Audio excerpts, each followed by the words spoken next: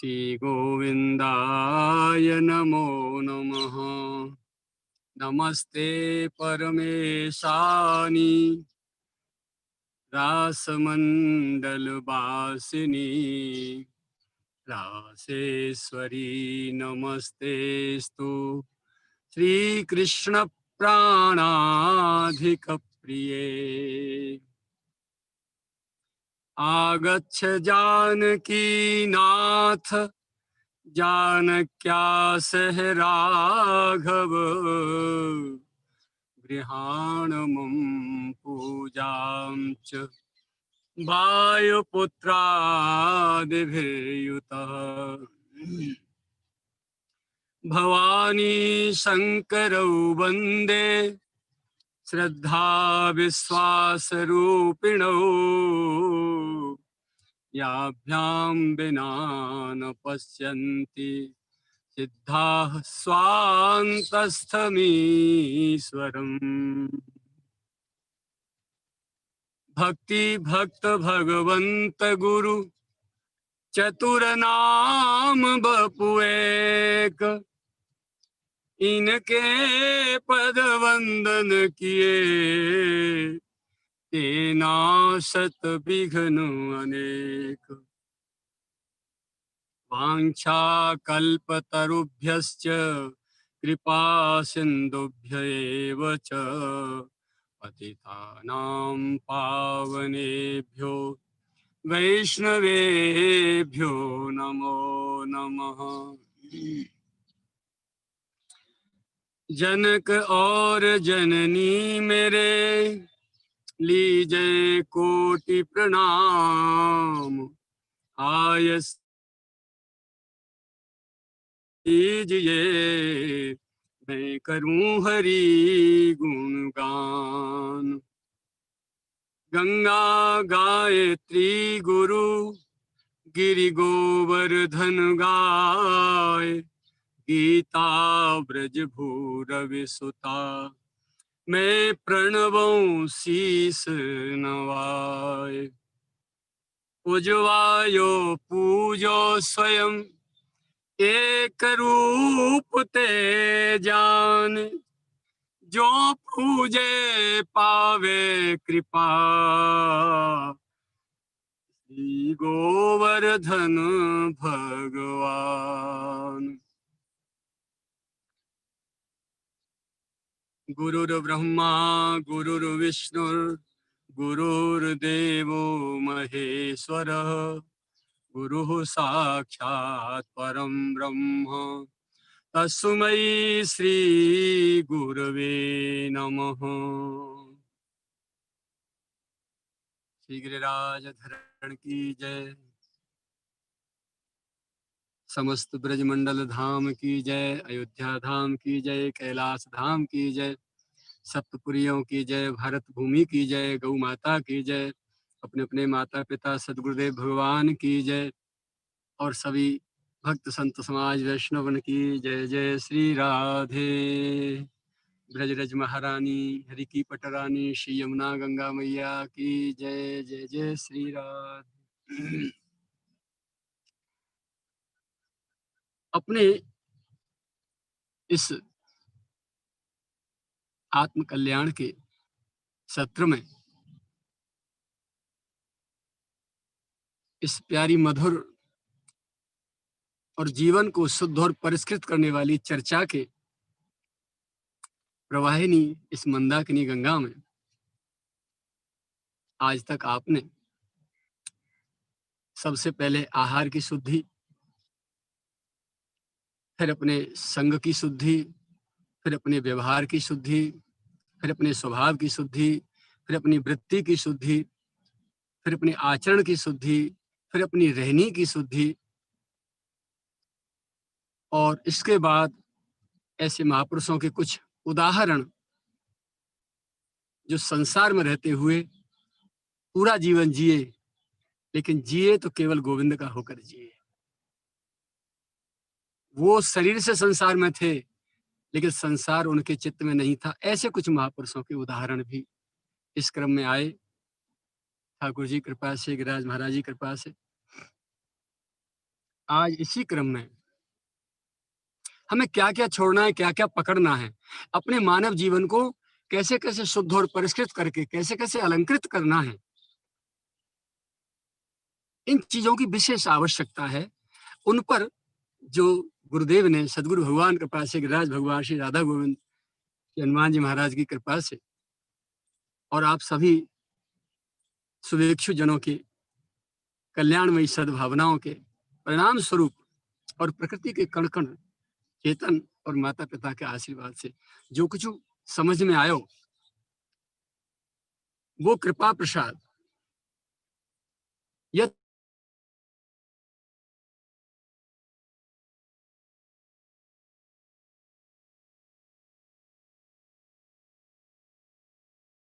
यदि कही यद्यपि कही गुरु बारही बारा समुझ परी कछु मत अनुसारा, भाषा बद्ध करब में सोई मोरे मन प्रबोध जय हो। तो वो चीज जितना मेरी समझ में आई बचपन से अब तक, क्योंकि बाल बुद्धि थी, उन्होंने जो सिखाया प्रैक्टिकल कर करके, जो मेरी समझ में आया, अल्प बुद्धि ने जो ग्रहण किया, उसमें से भी जितनी अभिव्यक्ति करने की शक्ति सामर्थ्य उन्होंने दे रखी है, उस हिसाब से आपको प्रसाद वितरण हो रहा है। आज इसी क्रम में हम अपने उद्देश्य पर चर्चा करेंगे, लक्ष्य पर चर्चा करेंगे। जन्म जन्म से हम बड़े बड़े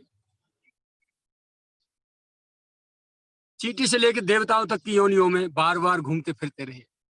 न जाने कितनी बार मनुष्य योनि प्राप्त हुई, कितनी बार देवता बने, कितनी बार कीड़ा मकोड़े नारकी योनियों में गए।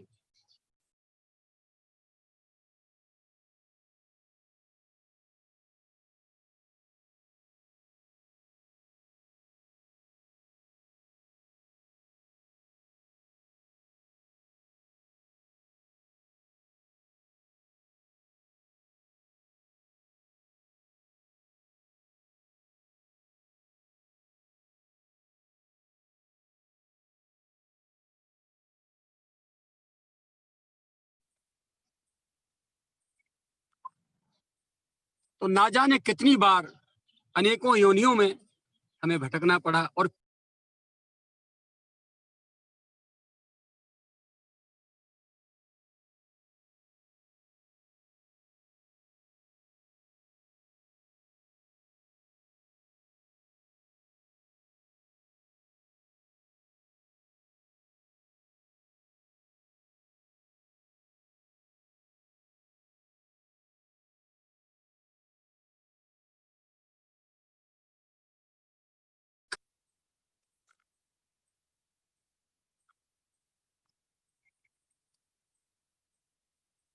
तकनीकी कुछ खराबी के कारण नेटवर्क दिक्कत कर रहा है।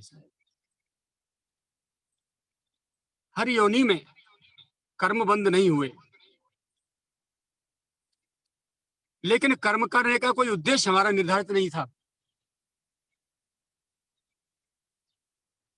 कोई लक्ष्य नहीं था हमारे जीवन में। इसलिए उन सारे कर्मों का कोई फल हमको प्राप्त नहीं हुआ। बड़े बड़े सत्कर्म भी किए, बड़ी बड़ी साधनाएं की, जब तक पूजा पाठ भी किए होंगे, लेकिन उनके बदले हम भगवान से क्या मांगते आए, हमारा लक्ष्य क्या रहा? उन सारी साधनाओं को, भजन को, पूजा पाठ को, दान व्रत उपवास को करने का हमारा उद्देश्य क्या था? महत्व क्रिया का नहीं है उतना जितना उद्देश्य का होता है, जितना लक्ष्य का होता है। बिना लक्ष्य के हम ट्रेन में बैठ जाएं, घर से जब निकलते हैं तो पहले अपना गंतव्य चुनते हैं, लक्ष्य निर्धारित करते हैं कि हमको आज कहाँ की यात्रा करनी है, कहाँ जाना है।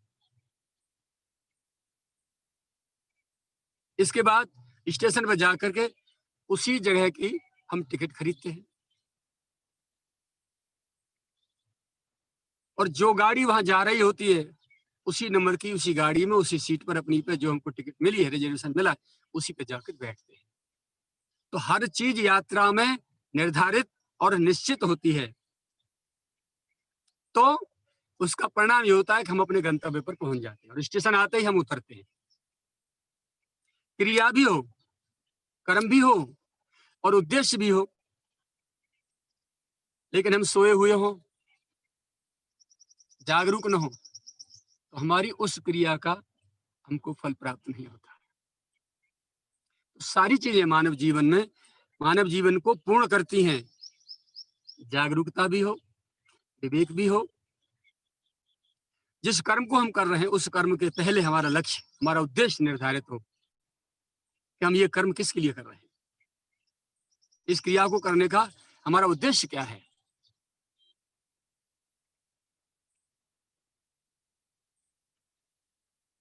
बच्चे पढ़ते हैं, चाहे लौकिक हो चाहे अलौकिक हो, कोई भी कर्म हो, चाहे सांसारिक अर्थ लाभ का हो, चाहे आत्म कल्याण आत्म लाभ का हो, भगवत प्राप्ति का हो, कोई भी साधन, कोई क्रिया, यदि उसका उद्देश्य निश्चित नहीं है तो वो फलदायी नहीं होगी। अब समाज में आप देखते हैं, बच्चे पढ़ रहे हैं, यदि उनके अभिभावक, उनके माता पिता, उनके गार्जियंस यदि विवेकी नहीं है तो बच्चों को मार्गदर्शन ठीक नहीं मिलेगा। पढ़ रहे हैं, पढ़े जा रहे हैं। किसी ने पूछा, लाला कौन सी क्लास में पढ़ रहे हो? बोले 12th क्लास में पढ़ रहे हैं। अच्छा। फिर किसी पड़ोसी के बच्चे से पूछा, तुम किस क्लास में पढ़ रहे हो? बोले ग्रेजुएशन चल रहा है। तीसरे से पूछा, तुम क्या कर रहे हो? बोले मेरा पीजी चल रहा है, पोस्ट ग्रेजुएशन चल रहा है। अच्छा। 2-4 वर्ष बाद फिर वो व्यक्ति आया, फिर बच्चों से मुलाकात हुई, सबसे पहले ही पूछा, भैया क्या कर रहे हो, क्या कर रहे हो? बोले सबका ग्रेजुएशन पीजी हो गया। बोले कुछ नहीं कर रहे, घर पे बैठे। इस पढ़ाई का मतलब क्या था? हम किस लिए पढ़ रहे थे, इसका उद्देश्य, हमारा कोई लक्ष्य निर्धारित नहीं था, इसलिए हमारी पढ़ाई बेकार गई और हायर एजुकेशन लेने के बावजूद भी हम घर में बैठे।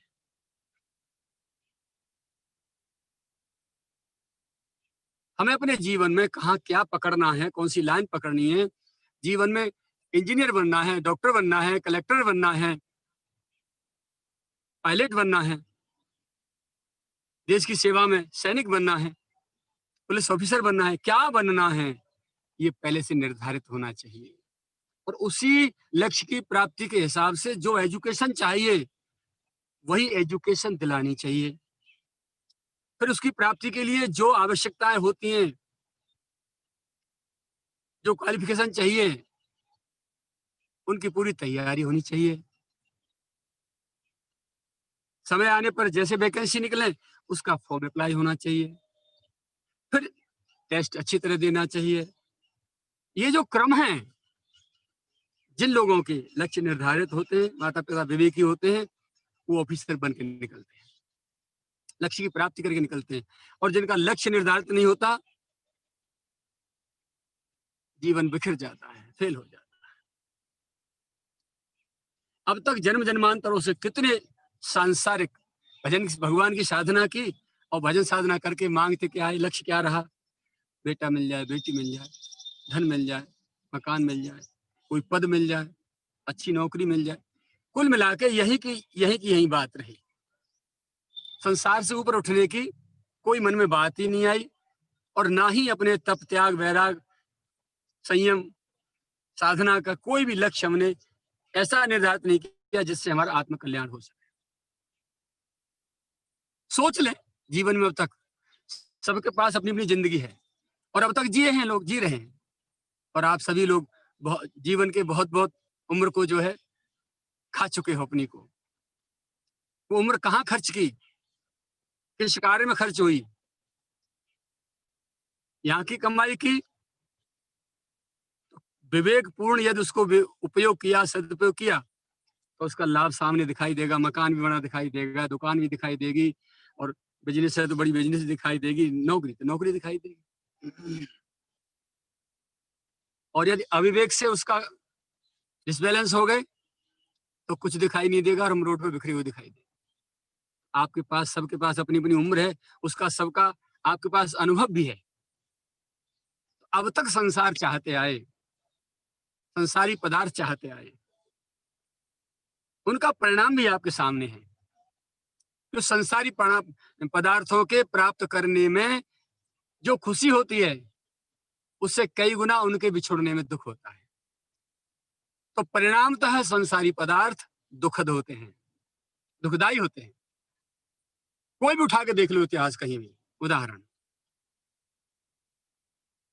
खूब मेहनत की लेकिन संसारी बढ़ाने का प्रयास किया रात दिन, तो परिणाम में क्या हुआ? पैसा ज्यादा इकट्ठा कर दिया, आप गरीब घर के थे और आपने खूब मेहनत की, ईमानदारी से पैसा इकट्ठा कर दिया, तो आपकी संतान तो एक पैसे वाले बाप की हुई ना, वो गरीब बाप की थोड़ी है, क्योंकि आपने मेहनत से पैसा इकट्ठा कर लिया, आप पैसे वाले हो गए। एक बार इलाहाबाद हाई कोर्ट में मुकदमा चल रहा था और दोनों मुकदमाओं में वादी प्रतिवादी की ओर से वकील थे मोतीलाल नेहरू और श्रीमान जवाहरलाल नेहरू। दोनों बाप बेटे सामने बैठ गए। पूरे वकीलों की एसोसिएशन खड़ी होकर के देखने लगी, तमाशा देखें आज बाप बेटा कैसे बहस करते हैं। तो जो बात हम कह रहे हैं वही बात सामने आई, बहस होने लगी। तो आदरणीय न्यायमूर्ति महोदय ने पहले बेटा को बोलने का अवसर दिया, जवाहरलाल जी को, कि आप अपने केस के विषय में बोले।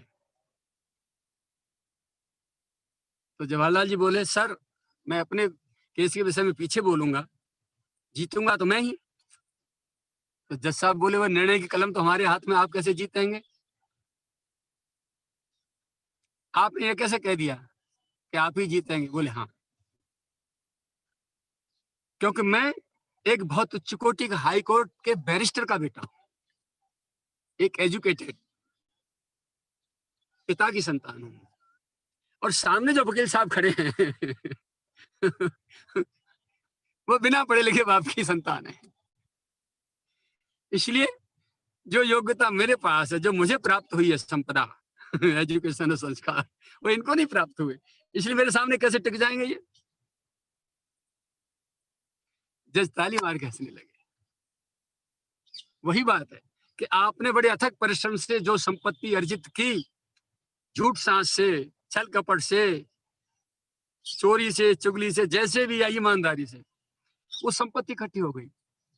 अब ईमानदारी की संपत्ति है तो उसको जो जो भी आपका परिवारीजन स्वजन आपका खाएगा, उसकी बुद्धि विचार शुद्ध रहेंगे। यदि अन्यायोचित जो है संपत्ति आपकी इकट्ठी हुई है, तो उससे जो आपकी संतान का आपने पोषण किया है, उसकी बुद्धि विचार खेल खत्म, वो फिर सत्कर्म नहीं कर सकते।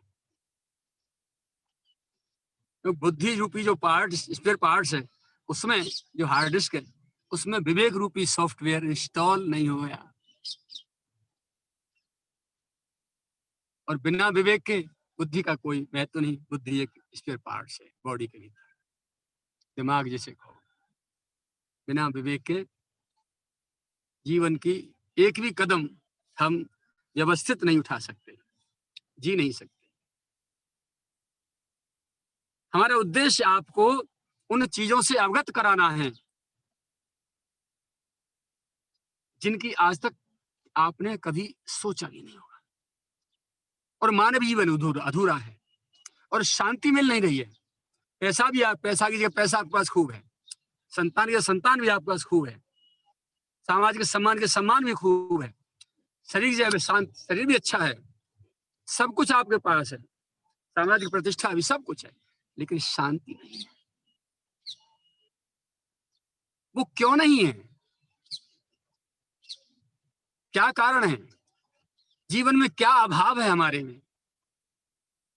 किस बात की कमी है? तो जिन चीजों की कमी है, सदगुरु कृपा से एक एक करके क्रमशः क्रमशः आपको वो प्रसाद समर्पित करने का प्रयास हो रहा है।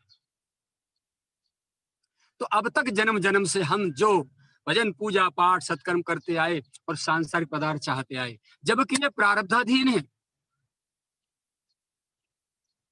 अवश्य में भुक्तव्यम कृतम कर्म शुभाशवम। किसान ने जो फसल बोई है, चना बोए तो चना ही उग के आएंगे, वहां मटर नहीं उगेगी खेत में। बबूल का पेड़ आपने लगाया है तो बबूल का पेड़ ही बनेगा वहां,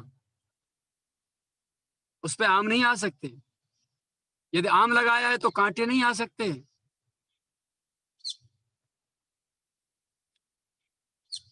और देखिए, संत और भगवान के अतिरिक्त संसार और संसारी पदार्थ जो भी हैं, जीव के पूर्वकृत कर्मों के आधार पर प्रारब्ध के अनुसार समय पर मिलते हैं और छूटते जाते हैं। और उनकी प्राप्ति के लिए प्रयास करना है, भगवान से मांगना, इससे बड़ी मूर्खता तो हमारे गुरु परंपरा के अनुसार और दूसरी कोई हो नहीं सकती।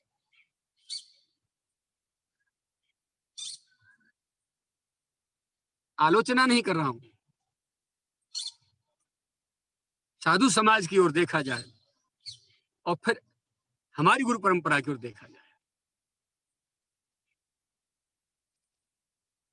देख लीजिए, कहीं तीसरी पीढ़ी पर हम बैठे हैं।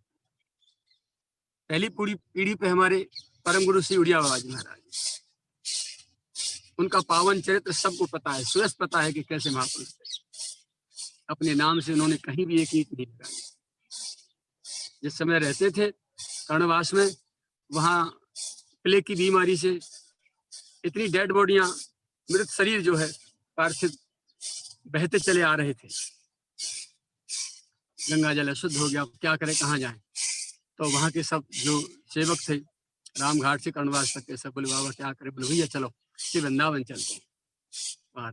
यहाँ आए तो देखा कहाँ रहे, वृक्षों के नीचे बैठ गए, मस्ती तो थी अपनी और आनंद लेने लगे।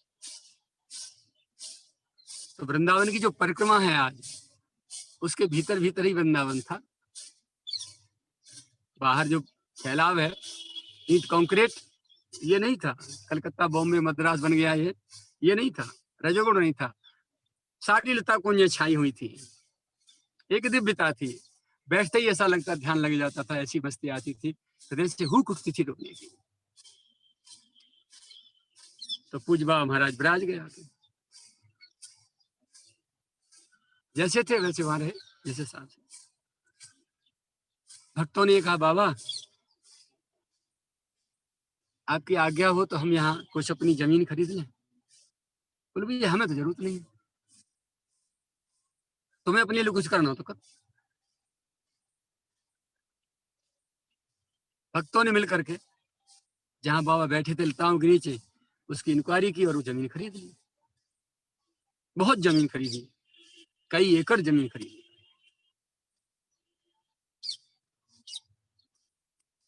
अपने हिसाब से भक्तों ने बना लिया। बाबा निकल गए अपनी यात्रा के लिए कहीं भी। जब आश्रम तैयार हो गया तो लोग बाबा को ढूंढने लगे, बाबा कहाँ है।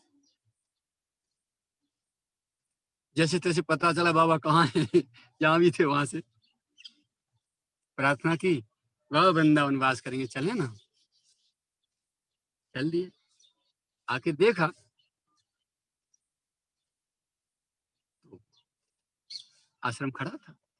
बोले बाबा इस आश्रम में आप रहिए। ठीक है भैया, उसमें रहने लगे। अपनी न कोई रुचि, न कोई इच्छा, न कोई प्रयास, न कोई प्रयत्न, न कोई चिंतन, न कोई कामना, न कोई चाह, निर्द्वंद्व बद्ध शेर की तरह अभी मन पे उठ के चल दिए, तुम जानो तुम्हारा काम जानो। यद्यपि वो भूमि,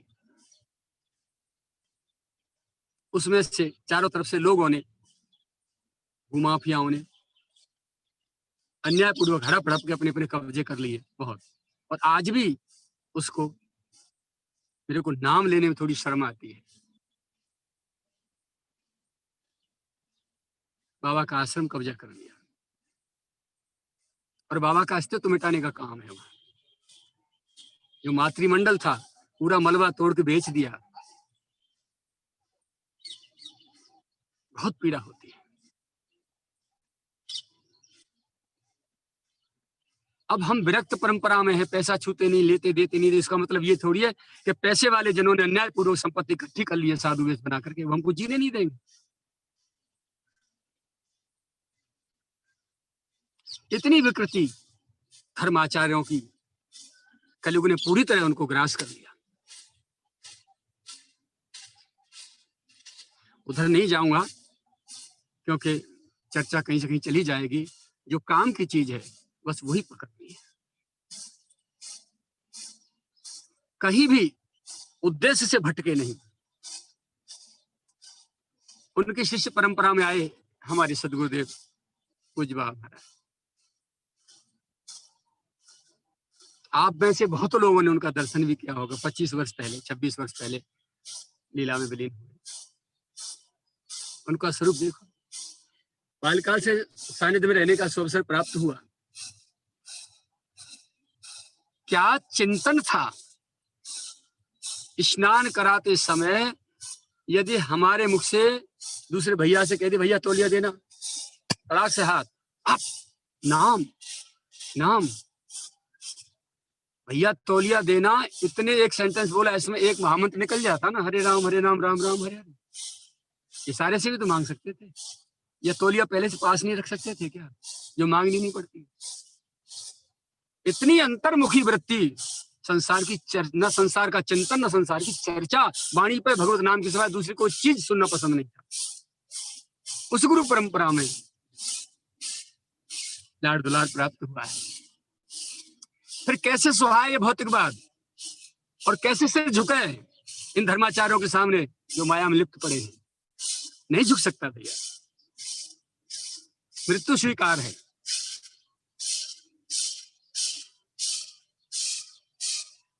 तो लक्ष्य जो है जीवन का हमारे क्या है, क्रिया का उतना महत्व नहीं जितना महत्व लक्ष्य का है। उद्देश्य क्या है हमारा क्रिया करने के लिए, ठीक है, हमें ये देखना है।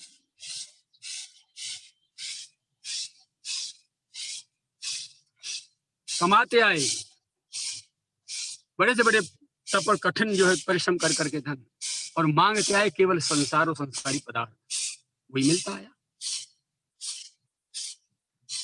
तो जब देख लिया ठाकुर कितने कृपालु हैं, जैसे माँ अपनी संतान के प्रति, छोटे छोटे बच्चों के प्रति जितनी दयालुता रखती है चित्त में, उससे असंख्यों गुनी, 100-200 गुनी, 1000 गुनी, करोड़ गुनी, अरब खरब गुनी, संग 10 संग, उससे भी ज्यादा अनंत गुनी दयालुता, कृपालुता, उदारता भगवान अपने चित्त में रखते हैं हर प्राणी के विषय में, हर जीव के लिए।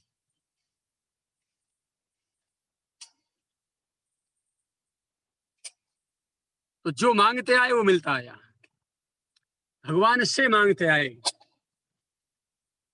वही मिलता आया। अब भगवान से भगवान को मांग के तो देखें कि वो मिलते हैं कि नहीं। एक बार परीक्षा ही करके देख लेना, विश्वास नहीं है तो करके तो देख।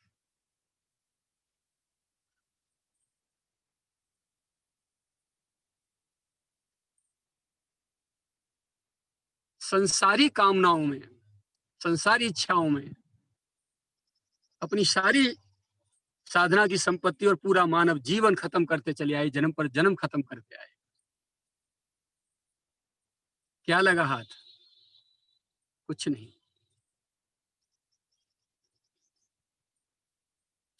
और रो के जाना पड़ा। जिस संतान के लिए बड़े बड़े अथक परिश्रम करके जो संपत्ति कमाई थी, उस संपत्ति पे संतान लड़ी झगड़ी, और कितनी बार तो कहां का तो माता पिता का गला घोट के मृत्यु के घाट उतार दिया गया। तो क्या फायदा ऐसी संपत्ति से।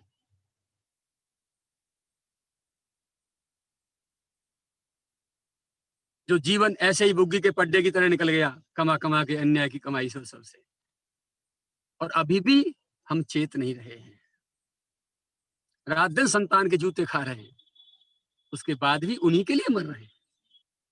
एक बार भी भगवान के लिए चिंतन नहीं है चित्त में।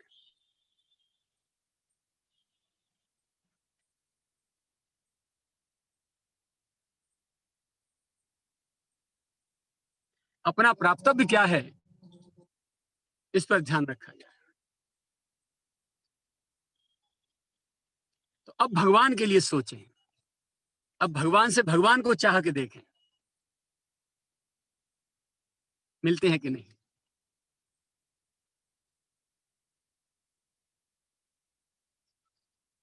प्रयास करके देखें। मैं कह रहा हूं, ऐसा नहीं, मैं गुरुजनों की वाणी का प्रसाद आपको दे रहा हूं ऐसा मान के, चाह के तो देखें, सच्चे हृदय से अपने प्रभु को चाह के देखें, मिलते हैं कि नहीं।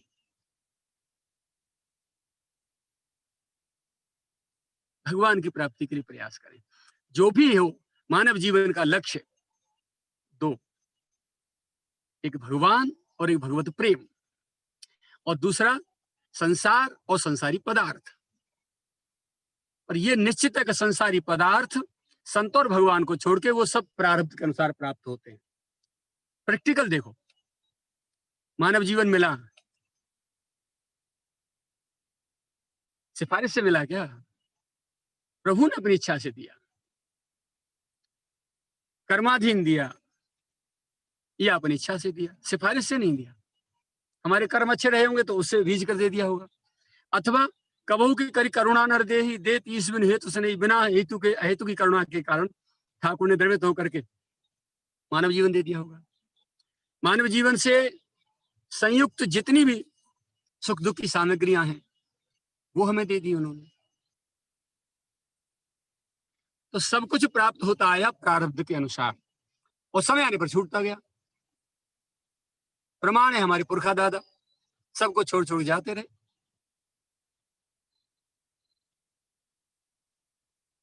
तो ऐसी चीज अपना मानव जीवन का उद्देश्य क्यों मत बनाए कि जो यहीं की यहीं छूट जाए हमसे।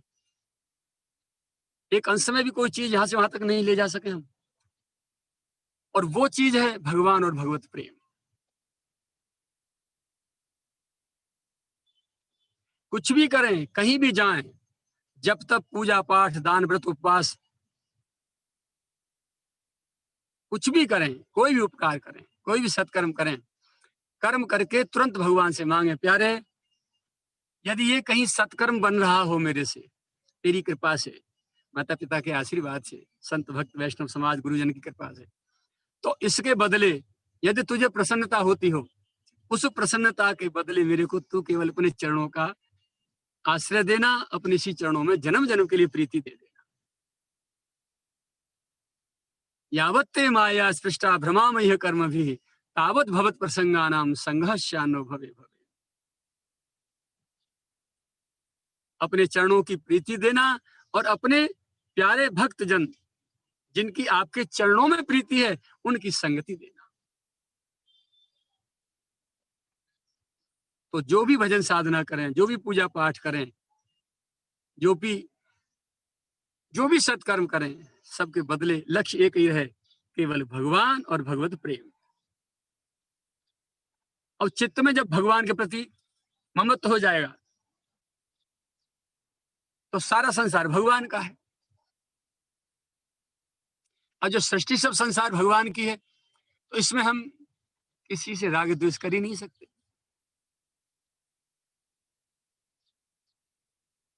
यदि हम भक्त हैं भगवान के, तो कहीं भी किसी से भी राग द्वेष नहीं कर सकते।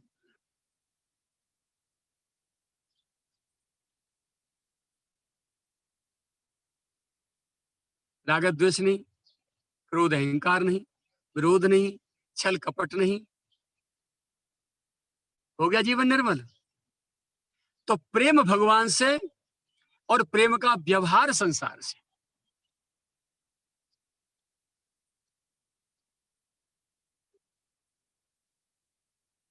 हेतु रहित, गोस्वामी जी लिख रहे हैं, हेतु रहित जग जुग उपकारी, तुम तुम्हार सेवक सुरारी। अयोध्यावासी कह रहे हैं भगवान श्री राम से, जब भगवान ने आकर के उनको अयोध्या में जब आए लंका विजय के बाद में, तो एक बार सब अवधवासियों को इकट्ठा किया, उनको उपदेश करने लगे हैं मानव जीवन का और कैसे कैसे रहने का क्या क्या, और अपनी आत्मीयता बताने लगे हैं कि मेरी तुम्हारे प्रति कितनी आत्मीयता है, मैं कितना आपको चाहता हूँ। तो भगवान की मीठी वाणी सुनकर के अवधवासी ने कहा,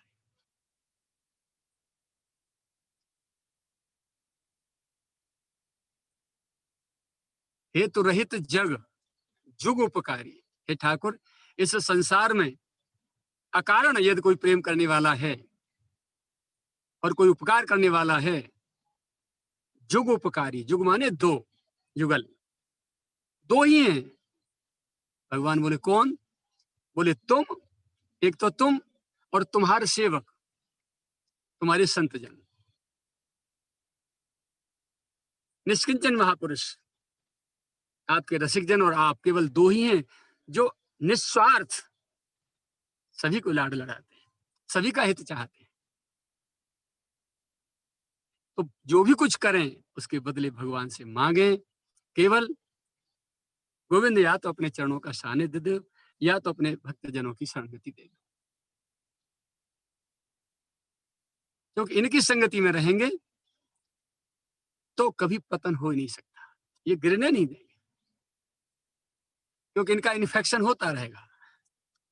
जैसे भी कोरोना के इन्फेक्शन से सरकार हर व्यक्ति को बचाना चाह रही है, सबको एकदम सबसे अलग दूर, घर में भी नहीं एक दूसरे का जूठा खाने दे रही है, बाहर निकलो तो मास्क बांध के चलो, छुओ भी मत और बार बार हाथ धो, यानी इन्फेक्शन से बचो, कैसे भी बचो, और इन्फेक्शन में आए तो बीमारी लागू हुई। ऐसे ही संतों की, महापुरुषों की, यदि उनके इन्फेक्शन लग जाए तो बिना कुछ किए सहज में कल्याण हो जाए। और मेरा चिंतन तो यह है, मेरा अनुभव भी यह है, यदि अति शीघ्र और बिना कुछ किए सहज में ही कल्याण करने की इच्छा हो तो भिड़ जाओ महापुरुषों से, बस संतों की संगति पकड़ लो, चरणों को पकड़ लो, छोड़ो मत, चाहे कितना भी डांटे, कितना भी फटकारे, कितना भी मारे, कितना भी भगाए, छोड़ो मत। उनके इन्फेक्शन से भक्ति, ज्ञान, वैराग्य, त्याग और मानव जीवन के जीने के जितने भी सरस, रसीले, मधुर जो मार्ग हैं वो सब आपको मिलते हैं। तो हमारा लक्ष्य जो है, हम लक्ष्य से भटके हुए, मानव जीवन का उद्देश्य क्या है, ये होना चाहिए। पहले कर रहे हैं पूजा पाठ, भजन साधना कर रहे हैं, सब पढ़ रहे हैं, सब, अरे किस लिए? देखो अपने आप को, कोई ऐसा तो नहीं कि इसके आगे कोई और जो है कहीं खाई में जा रहे हो। कारगिल युद्ध हुआ और हमारे जो कुछ अधिकारी थे, बाद में पता भी चला था उनको, हमने जैसा सुना वो बता रहे हैं, आरोप नहीं कर रहे किसी भैया पे। पाकिस्तान के भी कुछ लोग जो है यहाँ आर्मी में भर्ती हो गए भीतर आके,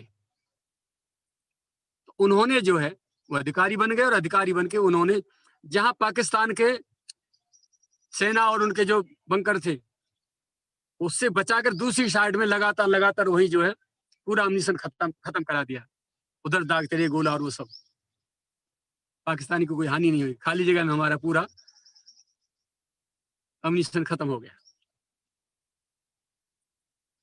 तो ऐसे ही हमारी भजन साधना, पूजा पाठ, यदि हम संसारी क्रियाओं के लिए, संसारी वस्तुओं की प्राप्ति के लिए खर्च कर देते हैं, भजन भगवान का, साधना तपस्या भगवान की, और कामना, उद्देश्य हमारा संसारी पदार्थों का, बस स्वाहा, जीवन स्वाहा।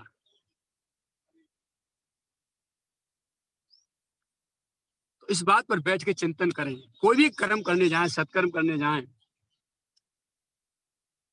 मंदिर भी जाते हैं ना, देहरी पे माथा टेकते हैं, तो भी भगवान से कुछ होठ पटपड़ा के मांगते हैं। अब वहां क्या मांग रहे हैं हम? सावधान, संसारी पदार्थ तो बन गए बंधन, मांग लिया, दुख मांग लिया, सुख की भूल में दुख मांग लिया। कुछ क्षणिक सुख जरूर मिल जाएगा संसारी पदार्थ मिलने से, परिणाम में दुख होगा, जो पदार्थ हमसे छूटेगा। और जो व्यक्ति हमारे और उस पदार्थ के, उस वस्तु के बीच में विघ्न बनेगा, उससे हमारा राग द्वेष और ईर्ष्या होगी। और पावरफुल होंगे हम तो अहंकार भड़केगा और फिर मारपीट करेंगे। जो भी करेंगे उसको हानि पहुंचाने की कोशिश करेंगे, उस शक्ति का दुरुपयोग करेंगे, अपव्यय करेंगे जो परमात्मा से प्राप्त हुई है। चाहे अर्थ बल है, चाहे बाहुबल है, चाहे बुद्धि बल है, चाहे राजनीतिक बल है, चाहे सामाजिक बल है, कोई बल सही, हम उसका दुरुपयोग किए बिना रह नहीं सकते। तो संसारी पदार्थों को छोड़ दें प्रारब्ध के ऊपर। जब जैसे हमारे भाग्य में होगा, मिलता है प्रभु देते आए, मनुष्य शरीर दिया, फिर पत्नी दी, पति दिए, संतान दिए, घर परिवार दिए, जमीन जायदाद दी, पैसा दिया, शारीरिक सुख दिए, सुंदरता दी, जो कुछ दिया वो देते गए, अपनी ओर से देते जा रहे। और ये सारे के सारे यही छूटने हैं, ये नाशवान है। तो ये जो भी कुछ गोविंद देते आए उनका गॉड गिफ्ट है, उनका प्रसाद है, ऐसा मान के स्वीकारते रहो, जीवन जीते रहो, लेकिन आसक्ति मोह ममता रहित होकर। यदि छूटता है तो कष्ट मत पाओ। जिसने दिया देने वाला कभी ले ले। आपने किसी को अपनी मोटरसाइकिल दे दी, वो गया रिश्तेदारी में, आपने कोई 4 व्हीलर दे दिया, घूमे आए अपनी यात्रा करके, फिर आप उसको ले आए, तो चीज आपकी कभी भी दे कभी भी ले। उस उपयोग करने वाले व्यक्ति का क्या हक बनता है कि उसको ले जाने के बाद वो कष्ट पाए? बनता है क्या? नहीं बनता, बिल्कुल नहीं। तो जो कुछ दिया है यहाँ, सब कुछ उस मालिक ने दिया है। कब देगा कब लेगा उसकी मौज। हमारी औकात केवल उतनी ही है उसकी दी हुई वस्तु का सदुपयोग करें, बस। अपने जीवन में सदुपयोग करें, और किसी को आवश्यकता है और जो मांग नहीं सकता है उसकी सेवा में लगाएं। तो हमारे आसपास का वातावरण बहुत पवित्र और सुख शांति में हो जाएगा, क्योंकि हमने दूसरे को शांति देने की कोशिश की, इसलिए शांति उसके परिणाम स्वरूप हमको मिलके रहेगी, अवश्य मिलेगी। और हमने तो किसी को दुख दिया है, अशांति दी है, तो परिणाम में हमको भी मिलेगी। हम कोई लाट साहब नहीं है, क्योंकि सृष्टि का मालिक कोई और है। और मुझे बार बार कहना पड़ता है, अभी देख रहे हैं बड़े बड़े नेता, बड़े बड़े अधिकारी, बड़े बड़े मंत्री संत्री, बड़े बड़े पैसे वाले, फैक्ट्रियों के मालिक जो है, बड़ी फर्मों के मालिक, इनको ये पता नहीं कितना पैसा उनके पास है, आज सबके सब उसने एक तमाचे में सब लोग के भीतर बंद कर दिया। ये है उसकी शक्ति, वो इतना शक्तिमान है। इस शक्ति को याद रखें। और आज हमारे पास कोई शक्ति है तो उसी की दी हुई है, उस पर हमारा अधिकार नहीं है, क्योंकि हमसे भी बड़े बड़े शक्तिवान इस धरातल पे आए और चले गए, संसार छोड़ के जाना पड़ा उनको।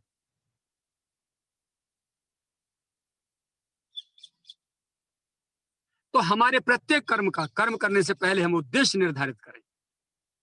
और बड़भागी हम तब माने जाएंगे, सौभाग्यशाली हम तब माने जाएंगे जब हमारी प्रत्येक क्रिया का उद्देश्य भगवत प्राप्ति और भगवान के चरणों की भक्ति और प्रेम होगा।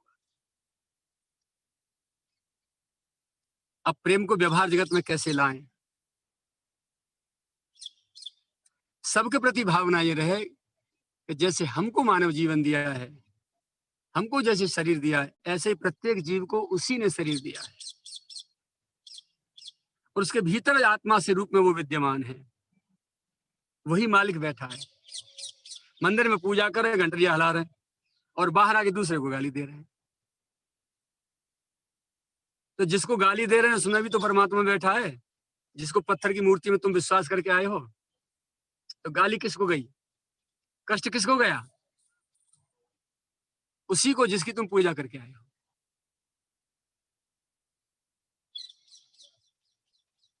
प्रेम न दे सके तो द्वेष, राग द्वेष और कष्ट न दे, चुपचाप आंख बंद कर निकल जाए, अपने पड़े रहे घर में आके।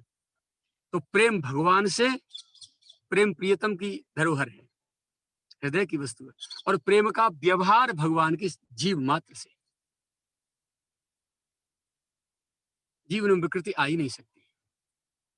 तो लक्ष्य हमारा, हमारा उद्देश्य मानव जीवन प्राप्ति का, और प्रत्येक कर्म का उद्देश्य भगवत प्राप्ति, भगवत प्रेम प्राप्ति होना चाहिए। बड़े बड़े महापुरुषों को देखा है, मुस्कुराते रहेंगे, दुख पाते रहेंगे, किसी को महसूस नहीं होने देंगे कि वो कितने दुख में है या कितने सुख में है, क्योंकि उन्होंने यहाँ संसार के नाशवान सुखों को सुख माना ही नहीं, भूल के भी उनकी ओर दृष्टि गई भी नहीं। उदाहरण के लिए एक घटना बताऊं, वृंदावन के आश्रम में एक बार अपने दादा गुरु श्री उड़िया बाबा जी महाराज अपने आश्रम बैठे थे, खुली आंखों में मक्खी घुसी रहती थी, ऐसी समाधि रहती थी पूज्य महाराज जी की। आंखें खुली हैं, सामने वाला देख रहा है कि बाबा देख रहे हैं मुझे, लेकिन बाबा नहीं है वहां। खुली आंखों से दृश्य दिखाई नहीं, खुले कानों से शब्द सुनाई नहीं देते, मक्खियां घुसी रहती थी, ऐसी अचल समाधि। एक सेठ जी आए, उन्हें पता थी बाबा पैसा छूते नहीं है, लेते नहीं है, और मैं बाबा का प्यार कैसे पाऊं। तो संसारी जीव कितना चतुराई खर्च करता है, फालतू कितना कितना एक्स्ट्रल जो है चतुर बनने की कोशिश करता है। वो 10,000 की गड्डी उस समय पुराने जमाने में, या एक एक 2-2 पैसे पे आदमी एक एक महीने में नौकरी करता था, उस समय 10,000 के नोट वो लेके आए और बाबा को प्रणाम किया। बाबा समाधि में थे। बाबा ऐसे दिखाई वो नोट, गड्डी दिखाई, ये दास की सेवा स्वीकार ले। और इस विश्वास से दे रहा था वो कि ये पैसा दिखाऊंगा तो बाबा मना कर देंगे, तो फिर बाबा समझेगा हाँ ये तो भाई बहुत बड़ा दानी है, मेरा बहुत बड़ा सेवक है। और वो अपने आप बोले बाबा मैं रख के जा रहा हूँ, और 10,000 की गड्डी बाबा के आसन के नीचे उठाकर बगल से सरका दी उसने। बाबा तो अपने बैठे थे मस्ती में, पता ही नहीं। और जाकर के बाबा की सेवा में जो सेवक लोग रहते थे उस समय, ब्रह्मचारी लोग, उनसे जाके सेठ जी ने अपने को बड़ाई पाने के लिए और घटना सुनाई कि जाके मैं गया, महाराज जी देखते रहे, मुस्कुराते रहे, और मैं वो सेवा राशि को रखाया हूँ, आप लोगों से ले लो जाकर। ऐसे उच्च कोटि के जो महापुरुष हैं तो उनके निकट में भी उच्च कोटि के साधक रहते हैं, ऐसी बात नहीं। भगवान का जैसे परकर होता है, संत का भी परकर होता है। तो जो निरीह थे, निष्कामी जो थे, किंचन, उनमें से एक सेवक बोला सेठ जी हम लोग क्या करेंगे, देखिए अन्न भरा पड़ा है, आटा दाल मसाले भरे पड़े हैं, भंडारा होता है, सेवक खाते रहते हैं, और यहाँ कुछ करना नहीं, आश्रम बना रहने की जगह है ये, उठा ले जाओ, जब जरूरत होगी बता देंगे। बहुत अच्छी बात है, तुम्हारी श्रद्धा है, बहुत अच्छी बात है, बाबा की सेवा करना चाहते हो हम बता देंगे तुम्हें, जाओ। सेठ जी बड़ी खुश हुए, चलो हमारी नंबर आएगा लिस्ट में, अब हम जो सेवकन में। सेठ जी गए वहां देखा तो वहां एक पैसा नहीं। कोई एक चतुर देख रहा था कि सेठ जी पैसा धर के जा रहे हैं, तो बाबा ही परीक्षा लेना चाहता हो, बाबा कितने बड़े महापुरुष है, था कोई साधु ही वो वो आया, प्रणाम किया, उसने आसन के नीचे बाबा के सामने देखा कि वो नोट उठाएगा, चल दिया, गया बाहर। अब सेठ जी आए, आके उन्होंने जब प्रणाम किया, प्रणाम करके जैसे ही आश्रम के आसन चटाई के नीचे हाथ घुसेड़ा, ऐसे ही प्रणाम करते करते पता न चले बाबा को, ऐसे हाथ प्रणाम करते लंबे साष्टांग प्रणाम हाथ किया तो मतलब जगह खाली। सेठ जी ने बाबा के चरण पकड़े बाबा को हिलाया, तब बाबा अपनी समाधि से नीचे उतर के आए। बोले बाबा मैं यहाँ कुछ सेवा रख गया था, 10,000 रुपये लाया था मैं आपकी सेवा के लिए, तो कहाँ गए यहाँ से। बाबा क्या बोले पता है भैया कोई आया रख गया और कोई आया ले गया कोई रख गया और कोई ले गया, हमें नहीं पता कब किसने रखे और कब कौन ले गया, हमें तो पता ही नहीं। ये है लक्ष्य की दृढ़ता। हम अपने उद्देश्य से नाशवान पदार्थों में भटक के क्यों जाने लगे। जब साधु हुए हैं और जब भगवान ने मनुष्य बनाया है तो साधुता और मानवता पूर्ण ही हमारा मन, बुद्धि, विचार, मस्तिष्क, क्रियाकलाप, सारे के सारे आचरण सब उसी प्रकार से होने चाहिए।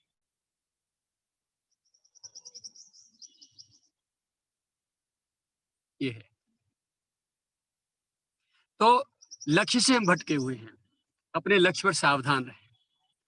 कोई कर्म करें भगवान से करने से पहले भी और कर्म करने के बाद भी भगवान से यही मांगे, हे प्रभु अपने संतों की संगति और आपके चरणों की भक्ति और प्रेम दे। फिर कोई भी कर्म आपका ऐसा नहीं होगा जो आपको विचलित कर सके या अशांति कर सके। और ये सारी चीजें कब बनेंगी? जितनी आज तक तारीख 8 से आपने सुनी है, जब तक हमारा हाथ कोई महापुरुष नहीं थाम लेते, जब तक किसी निष्किंचन प्रेमी महापुरुष के चरणों में हमारी श्रद्धा नहीं हो जाती और वो हमें जब तक स्वीकार नहीं कर लेते, हमारा बाजू नहीं पकड़ लेते, बाह नहीं पकड़ लेते, शरणागति नहीं दे देते, तब तक ये सारी चीजें प्राप्त होना कुछ कठिन सी लगती है। अन्यथा तो ऐसे ही जन्म समूह सिराने, प्राणनाथ रघुनाथ से प्रभु तज सेवत चरण बिना। नेताओं की और उनकी संसारी जीवों की प्रशंसा करते करते और जीवन बीता जा रहा है, उनके गुणानुवाद गा रहे हैं, परिणाम में क्या मिला?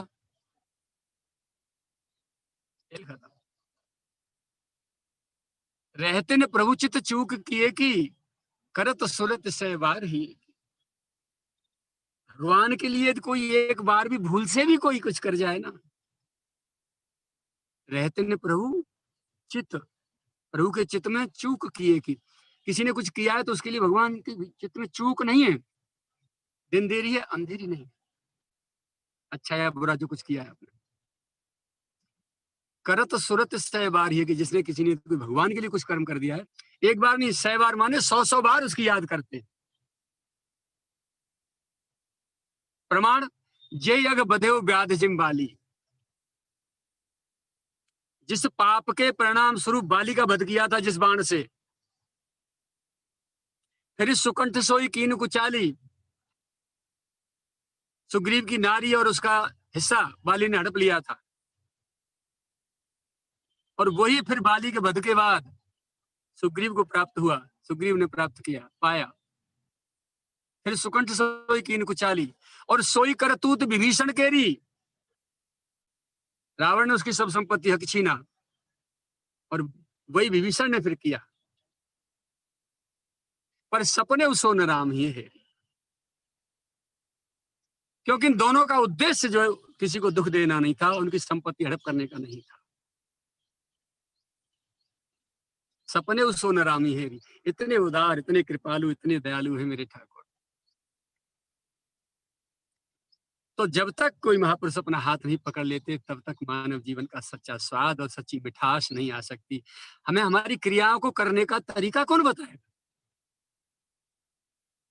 ये तो महापुरुषों से प्राप्त होगा ना। यदि किताब पढ़ के सब लोग डिग्री ले जाएं, तो विद्यालय गवर्नमेंट ने क्यों बनाए? अरबों खरबों प्रति महीने की तनख्वाह क्यों दे रही है सरकार पूरे देश में टीचरों को, आचार्यों को? कोई भी छोटे सा छोटा काम भी बिना गुरु के हम सीख नहीं सकते, कोई कोई उस्ताद उसका होता है। गुरु मेहरबान तो गधा पहलवान। तो बिना गुरु के जब कोई लौकिक और भौतिक कार्य भी हम नहीं सीख सकते, तो फिर जीव से ईश्वर तक की यात्रा बिना सदगुरु के हम कैसे कर सकते हैं? संभव, संभव ही नहीं। तो सबसे पहले यदि आप मेरे से पूछो तो मैं तो आपसे यही सलाह दूंगा और प्रार्थना भी करूंगा, सबसे पहले यदि जीवन में कोई कमी है आपके में, तो सदगुरु की कमी है। झटाक से, बिल्कुल झटाक पटाक आज ही और अभी से निर्णय ले लो कि जो भी संसार मिल रहा है और मिलता रहेगा उसको प्रारब्ध छोड़ दो उसकी प्राप्ति के लिए। मैं इसका मतलब ये नहीं कि संसारी गृहस्थी कामों को छोड़ के भाग जाओ, नहीं, कदापि नहीं, मेरा उद्देश्य नहीं है। जहां खड़े हो उनको वफादारी से, पूरी वफादारी से निभाओ, करो। किसान हो तो खेती करो, नौकर हो तो नौकरी करो, व्यापारी तो व्यापार करो, मजदूर हो तो मजदूरी करो, टीचर हो तो टीचिंग करो, अधिकारी हो तो अपने पोस्ट पे रह के नौकरी करो, न्यायपूर्वक करो, सब करो। लेकिन आज निर्णय कर लो इस बात का कि शरीर और शरीर से संबंधित जितने भी पदार्थ हैं, इनको प्रारब्ध पर छोड़ देंगे, इनके विषय में भगवान से नहीं मांगेंगे, भूल के नहीं मांगेंगे। और जो मिल जाएगा संतुष्टया ये न केनवा, जितना प्राप्त हो जाएगा उसी में संतुष्ट रहेंगे। आज ये संकल्प ले लें। और अब आगे बढ़ते हैं। ये तो रही शरीर और संसार की बात। अब आगे बढ़ते हैं, क्योंकि शरीर माध्यम खलु धर्म साधनम, शरीर से ही सारे साधन किए जाते हैं, अच्छे और बुरे सारे कर्म। तो आज से ही प्रारंभ करते हैं, जब जागे तभी सवेरा। आज से संकल्प करते हैं, हे गोविंद तुम मिलो या न मिलो, पर तुमसे मिलाने वालों से हमें तुम मिला दो। आपसे मिलाने वाले जो आपके रसिक महापुरुष हैं, जो रात दिन आपकी याद में डूबे रहते हैं, नैना बरसते रहते हैं, शरीर पुलकित रहता है, जिह्वा आपका मीठा मीठा नाम रटती रहती है, जिन्हें ये होश नहीं है कि कब सूर्योदय हो गया, कब सूर्यास्त हो गया। न उन्हें भूख सताती, न प्यास लगती, कौन मान दे गया, कौन फूलों की माला डाल गया, कौन जूतों की माला डाल गया। ये जब उनको सब कुछ बिल्कुल चित्तवृत्ति नहीं जाती, ऐसे जो रसिक रात दिन आपकी याद में डूबे रहते हैं, हे गोविंद उनकी गोद में पहुंचा दो। जब भी जाओ तीर्थ यात्रा पे, मंदिरों पे, भगवान के दरवाजे पे, कहां भी जाओ, कोई पूजा पाठ, देवी देवता कहीं कुछ करो, उसके बदले यही मांगो, यदि आप कोई सहयोग कर सकते हैं और आशीर्वाद दे सकते हैं और आप में सामर्थ्य है, तो हमें सदगुरु से मिलो। और सदगुरु मिले तो भगवान के मिलने में फिर देरी नहीं है, क्योंकि बिना सदगुरु की प्राप्ति के भगवान भी जो है स्वीकारते नहीं। एक छोटा सा उदाहरण देता हूँ। रामानुज संप्रदाय के जो आचार्य थे, परम वंदनीय श्री रामानुजाचार्य जी महाराज, उनके साथ ठाकुर जी खेलते थे। ठाकुर जी रात दिन खेलते थे, खाते पीते सोते सब ऐसे सहज में। एक दिन ठाकुर जी बोले, रामानुज जी प्रभु तू अभी कच्चा है। बोले क्यों? क्योंकि अभी तेरे पे सदगुरु की मोहर नहीं लगी। तो रामानुजाचार्य जी ने कहा, प्रभु सदगुरु की प्राप्ति के बाद भी तो साधना करने का जो उद्देश्य होता है या उसका जो फल होता है, उस फल में आप प्राप्त होते हैं। तो सदगुरु की प्राप्ति और सदगुरु प्रदत्त साधना का जो फल है वो आप हैं और मेरे को सहज रूप से प्राप्त है। अब मेरे को पीछे क्यों लौटा रहे, उसकी क्या जरूरत है मेरे को? बोले नहीं भैया, ये तो मेरी स्वयं की इच्छा है कि मैं तेरे साथ खेल रहा हूँ, अभी नहीं आऊं तो तू क्या कर लेगा? संतत्व तुझे कौन प्रदान करेगा? ऐश्वर्य तो मैं प्रदान कर दूंगा, लेकिन संतत्व तुझे कौन प्रदान करेगा? मानवता का पाठ तुझे कौन पढ़ाएगा? वो बिना सदगुरु के नहीं हो सकता। जाओ, आज के बाद मैं नहीं आऊंगा। किसी संत की शरणागति में जाओ और कोई तुमसे संत अपना कह देगा हाँ मेरा, वो समझ लो सील लग गई। तो बोले प्रभु ऐसा ये भी बता दो कि किस संत की शरणागति में चला जाऊं? बोले ये तुम्हारी श्रद्धा पे डिपेंड करता है। अपनी श्रद्धा तुम्हारी जहां हो जाए, जो लगे तुम ये महापुरुष है उनके चरणों में समर्पित हो जाना, और वो तुम्हें अपना कह दे, बस उस दिन तुम्हारे पे सील लग गई, तुम पूरे हो जाओ। रामानुजाचार्य जी महाराज गए, जंगल में गए,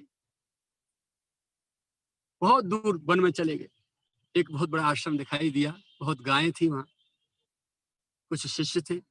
आज के आश्रम नहीं थे, फूस की झोपड़ियां कुटियां होती थी, सुंदर तुलसी और फूलों के वृक्ष लगे होते थे, फलदार वृक्ष लगे होते थे, और नितांत एकांत। सेठों की गुलामी नहीं करते थे संत उस समय।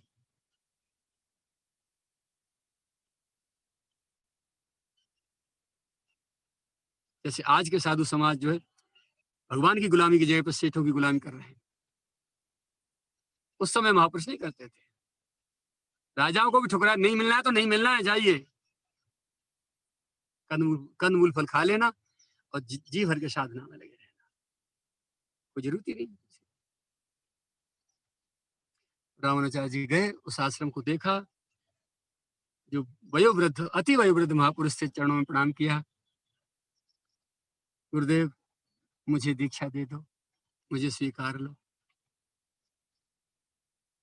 भैया, हमारे यहाँ अब जगह नहीं है, भर्ती पूरी हो गई। अच्छा, इनकार कर दिया। निराश होकर बाहर जाके वृक्ष के नीचे बैठ गए कहीं जंगल में। उनका शिष्य एक जो है, जो गाय ले जाता था चराने के लिए, उससे उन्होंने दोस्ती की, मित्रता की, और उससे कहा, भैया तुम बैठ जाया करो, गाय मैं चरा लिया करूँ, मैं सेवा कर लिया करूँ, गाय मैं घेर लिया करूंगा, आप आराम किया करो। चेला तो चेला ही होते हैं, उन्हें चोखो मिलो जे, मैं आराम से सोम तो रहूंगा, ये गैया ने घेर तो रहूंगा। तो रामानुजाचार्य जी चारों तरफ गायों को घेरते रहते थे, और वो, अब उसने सोची, भाई मैं जब इनसे सेवा ले रहा हूँ तो भोजन भी चाहिए इनको। तो एक आदमी का जो भोजन लेके आते थे, आटा दाल, और वहीं बना लेते जंगल में बाटी,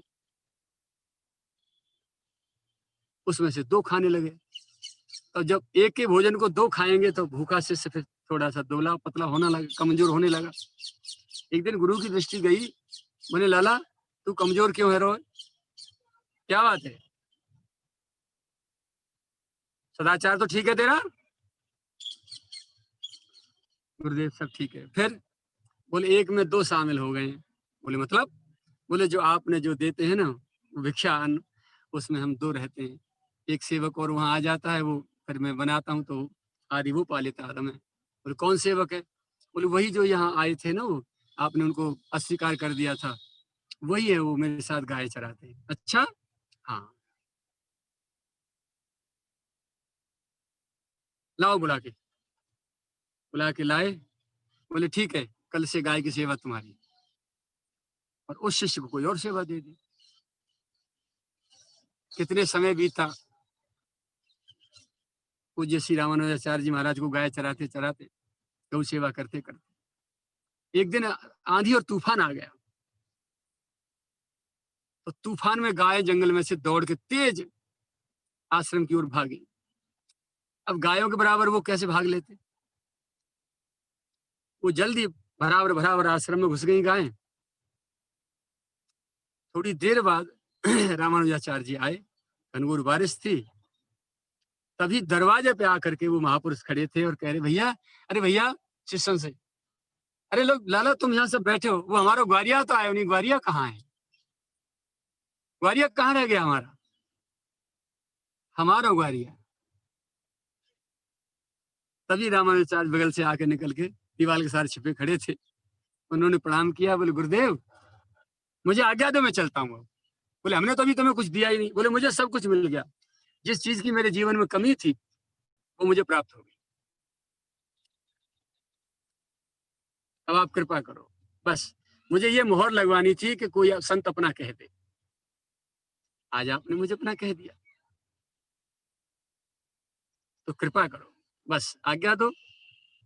और संत का आशीर्वाद लेकर के रामानुजाचार्य चले आए।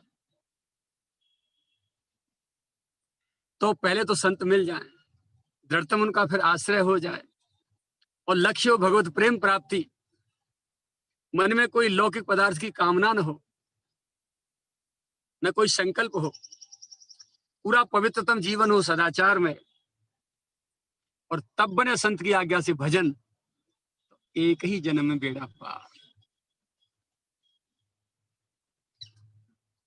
चाहे आप गृहस्थ चाहे विरक्त, उससे कोई लेन देन नहीं, ये चीज होनी चाहिए। सदगुरु की प्राप्ति हो जाए, उनमें हमारी श्रद्धा हो जाए, उनका धृतम आश्रय हो जाए, वो हमें साधना दे दें, उनकी साधना भी पूरे श्रद्धा विश्वास के साथ, पूरी तत्परता से, पूरी ईमानदारी से, सत्यता से हम लग जाए उसमें, और साधना के बदले कोई लौकिक कामना न हो, कोई उद्देश्य भौतिक पदार्थ न हो, केवल और केवल भगवत चरणों की अनुरक्ति और भक्ति ही हो, पूर्ण सदाचार में जीवन, पवित्र जीवन हो, और भजन उसके साथ साथ बनता रहे, बस अंतिम जन्म अब दोबारा पुनर्जन्म न विद्यते, हो गया कल्याण। तो अपने जीवन का हम उद्देश्य निर्धारित करें, कोई भी कर्म करें उससे पहले हम अपने जीवन का उद्देश्य निर्धारित करें। बिना उद्देश्य के हमारा जीवन और हमारे द्वारा की गई सारी क्रियाएं, सारी साधनाएं, सारी पूजा पाठ सब निरर्थक, सारे सत्कर्म सब निरर्थक हो जाते हैं। ये आज की मेरी सेवा वाणी को यहाँ विराम देता हूँ। श्री गिरिराज महाराज के चरणों में, सदगुरु भगवान के चरणों में अनंत कोटि प्रणाम के साथ आप सभी से विदाई लेता हूँ।